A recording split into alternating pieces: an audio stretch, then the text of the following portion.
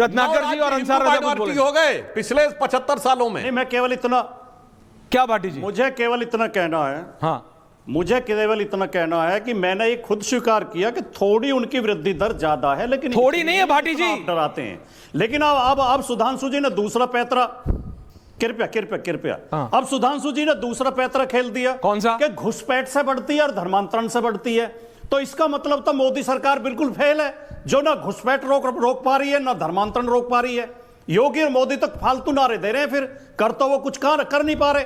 हम भी विरोध में हैं, धर्मांतरण और घुसपैठ के हम भी विरोध में हैं, लेकिन सरकार क्या कर रही है जो रोक नहीं पा रही? सरकार क्या कर रही है? लेकिन मैं आपको बता रहा हूं, आप खुद okay Bhati ji, point made, but लेकिन मैं ये कह रहा हूं जो आपने फिगर दी है 1951 1951 में, सॉरी 51 में, 1951 में जो हिंदू पॉपुलेशन थी, ये सरकारी आंकड़े 30.3 करोड़, सोमनाथ भारती जी। मुस्लिम पॉपुलेशन थी 3.54 करोड़। जो 2011 में जो भाटी जी अभी आप कोट कर रहे थे, उसमें हिंदू पॉपुलेशन निकाली गई 96.6 करोड़ और मुस्लिम पॉपुलेशन हुई 17.2 करोड़।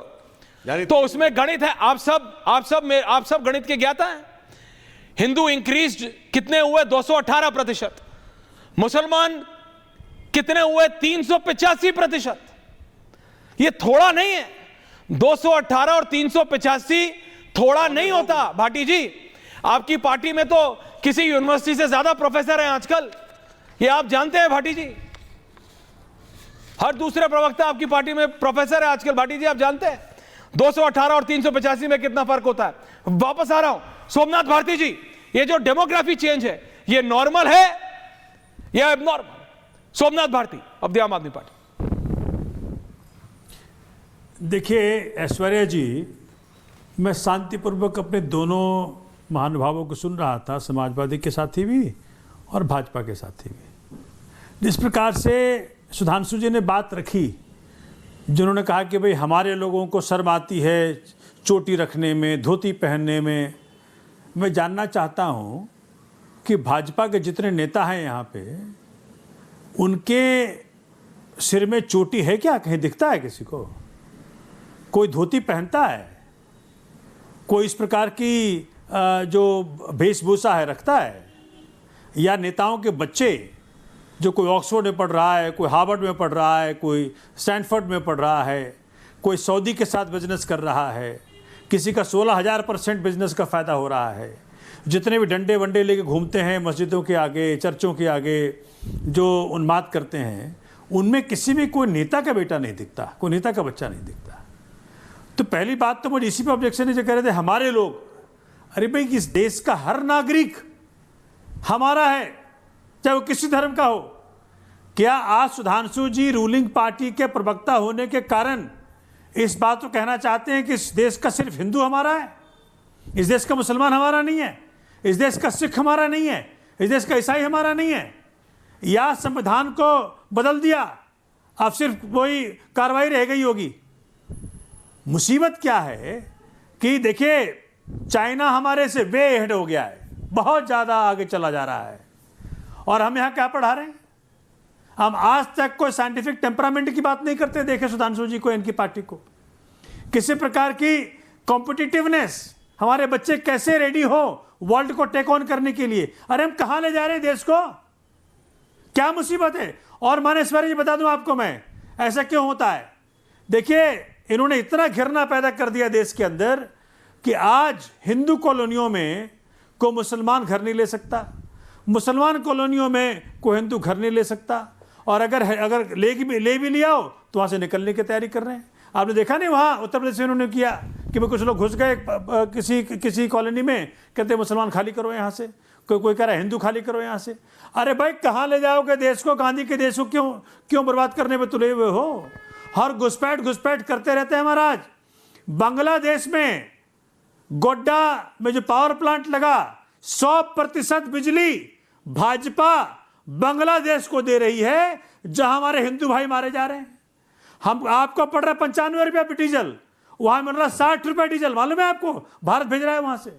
पाकिस्तान में बिरयानी खाते हैं, चाइना वालों को बुलाकर अपने हेडक्वार्टर में मीटिंग करते हैं और उल्ली धावे बनाते हैं। तो ये इनको मौका मिला हुआ है हाथी के दांत दिखाने के और खाने के और। ये वाला जो लास्ट लाइन आई ना सुधांशु जी, ये कभी कल भी बैठे शिक्षा बिठाए की अरुण राजनीति सिंह जी नहीं और विजय चौथाईवाला ने पूरे ऑपोजिशन को कभी स्वास्थ्य की ये राजनीति मौका नहीं दे दिया। अभी आप पूछते थे डंके की चोट पे सुधांशु जी, राहुल गांधी बताओ ये रिश्ता क्या कहलाता है, तुमने क्या साइन करा एमओयू। अब ये पूछते हैं, बताओ अरुण सिंह क्यों बुलाया बीजेपी हेडक्वार्टर्स में, बताओ विजय चौथाईवाला क्यों बुलाया बीजेपी हेडक्वार्टर्स में सुधांशु जी। ये मौका दे दिया बैठे बिठाए। सुधांशु त्रिवेदी। हाँ, देखिए सोमनाथ जी की बात का भी जवाब देता हूं। हमने हमारे का मतलब कहा कि जब आपने कहा कि आप और हम जो अपने धर्म पे विश्वास करते हैं, और आज मैं बताना चाहता हूं ऐश्वर्य जी, संयोग से आज मकर संक्रांति है। मकर संक्रांति का पर्व बताता है कि सूर्य दक्षिणायन से उत्तरायण जाता है, और ये हमें अनादिकाल से पता था। सोमनाथ भारती जी भली भांति सुनिएगा, इसका मतलब ना हम धरती को चपटी मानते थे, ना चौकोर मानते थे, ना धरती को स्थिर मानते थे। और दक्षिणायन से सूर्य उत्तरायण तब जाता है अगर धरती एकदम स्ट्रेट है, तो कभी नॉर्थ से साउथ की तरफ नहीं जाता। 23.5 डिग्री का एक्सियल टिल्ट है, इसलिए half of the time southern hemisphere और half of the time northern hemisphere में रहता है। और यह बात हमें एक्सियल टिल्ट की जानकारी 5000 साल पहले से थी। महाभारत में पितामह भीष्म इंतजार किए थे कि सूर्य उत्तरायण में जाएगा तो प्राण छोड़ेंगे, मगर आपके जैसे लोगों ने मैकाले, मार्क्स और मुगल का ऐसा प्रभाव आया कि धरती चपटी, धरती चौकोर, धरती स्थिर कहने वालों ने हमें अवैज्ञानिक सिद्ध कर दिया। विज्ञान की जब आप बात करें तो भली भांति जानकारी लेकर करें। और आज भी प्रधानमंत्री जी ने अगर national chip mission, AI, 5G roll out, green energy, hydrogen energy में सबसे आगे अगर ये देश आगे बढ़ रहा है, एआई एडेप्टेबिलिटी में हम दुनिया के सबसे एडेप्टेबिलिटी में, यानी जो हमारी यंगर जनरेशन एडॉप्ट कर रही है, उसमें हम सबसे बेहतर देशों में से एक हैं। वर्ल्ड में वर्ल्ड एआई कॉन्फ्रेंस को को चेयर किया फ्रांस के प्रेसिडेंट के साथ। हम डिजिटल में ट्रांजैक्शन में दुनिया के नंबर 1 देश है भाई साहब। तो प्राचीन काल से लेकर आज तक साइंस हमको पता है, मगर आप लोगों के ऊपर मैकाले, मार्क्स और माओ का जो प्रभाव है वो अपनी जगह। अब जवाब देना चाहता हूं चाइना के ऊपर ऐश्वर्य जी। चाइना की कम्युनिस्ट पार्टी हमारी पार्टी के पास आई, हम नहीं गए वहां, और हमने उसका ट्वीट भी किया। ये गए खुद चाइना में, करार किया, कांग्रेस ने ट्वीट नहीं किया, कम्युनिस्ट पार्टी ने ट्वीट किया, तब पता चला कि कांग्रेस वाले आए थे। अब रही बात इसकी, चाइना की तारीफ किसने की? राहुल गांधी ने। कहते चाइना ने बेरोजगारी बहुत अच्छी। सोमनाथ भारती जी और भाटी जी दोनों पढ़े लिखे व्यक्ति हैं, और वैसे रत्नाकर जी भी पढ़े लिखे हैं, मगर वो बहुत जल्दी दिल पे ले लेते हैं। जो आपने कहा था भाई साहब, चाइना जो है पिछले 6 महीने से बेरोजगारी का डाटा नहीं जारी कर रहा है। और सुनिए महाराज, नवंबर के महीने से चाइना ने अपनी रियल एस्टेट का डाटा बंद कर दिया है।